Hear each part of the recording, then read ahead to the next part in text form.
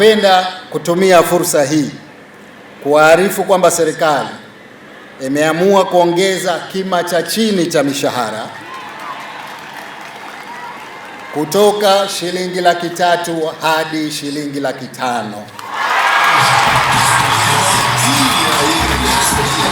Sasa utekelezaji wa uamuzi huu utaanza katika kota ya 3 ya mwaka mpya wa fedha. Ongezeko hili limezingatia hali ya uchumi wa nchi, gharama za maisha, pamoja na umuhimu wa kuwapa motisha wafanyakazi ili waendelee kutekeleza majukumu yao kwa bidii na uadilifu. Aidha, uamuzi huu unaenda sambamba na dhamira ya serikali ya kuboresha mazingira ya kazi na kuhakikisha kuwa watumishi wanapata stahili zao kwa wakati. Natoa wito kwa watumishi wote kuendelea kufanya kazi kwa juhudi, nidhamu na uzalendo ili kuleta maendeleo endelevu kwa Zanzibar. Serikali itaendelea kufanya tathmini ya mara kwa mara ili kuhakikisha kuwa maslahi ya watumishi yanaendana na hali halisi ya uchumi na mahitaji ya wananchi. Aidha, katika kukabiliana na changamoto ya ukosefu wa ajira hasa kwa vijana, serikali katika mwaka huu mpya wa fedha imetenga nafasi za ajira 7,500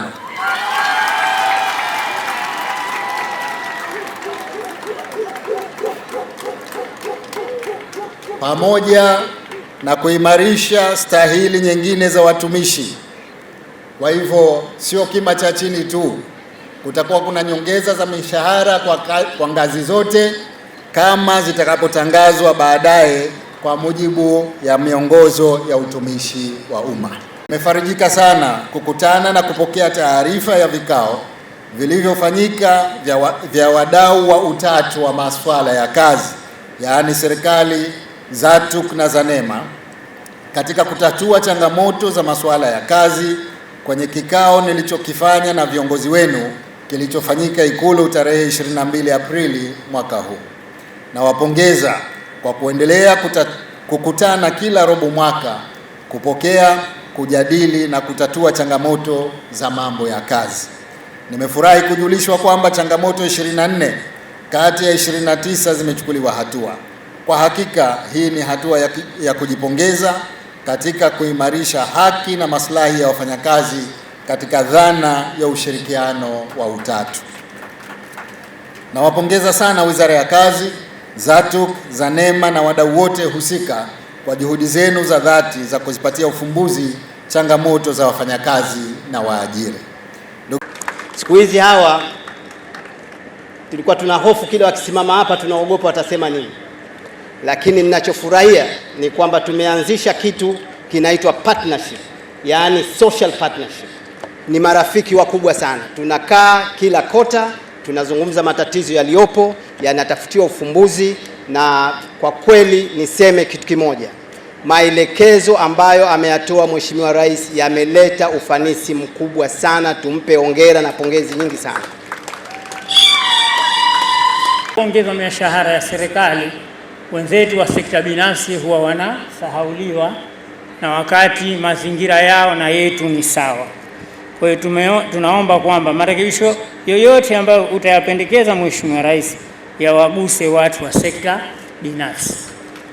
Zanzibar ni miongoni mwa nchi ambazo mpango wake wa mishahara inawagusa sekta binafsi, sekta isiyo rasmi na mpaka vibarua. Tunaipongeza sana serikali.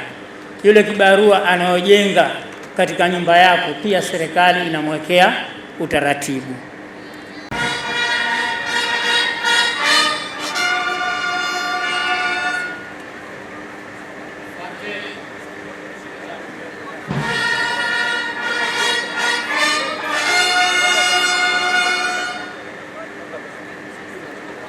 Plastic kabisa, plastic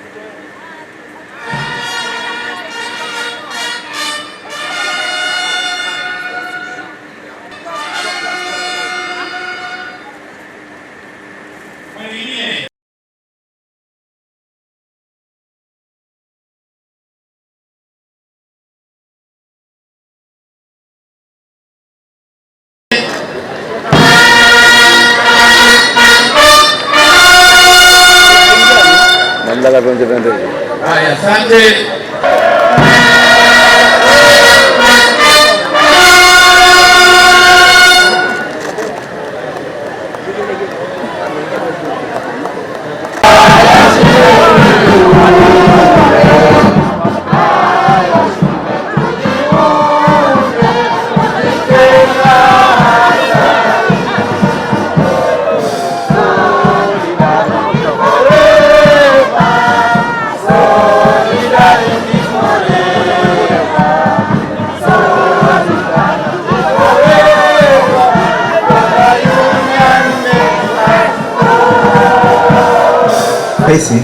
Sisi ofisi ya mtafiti mkuu wa serikali tumepewa jukumu la kukusanya, kuchambua na kutoa takwimu hapa Zanzibar za kiuchumi, mazingira pamoja na za kijamii. Uzuri wake kwamba tunaendelea kuimarisha mifumo ya ukusanyaji wa takwimu hapa Zanzibar, na majukumu yetu makubwa ni kutoa takwimu ambazo ni rasmi.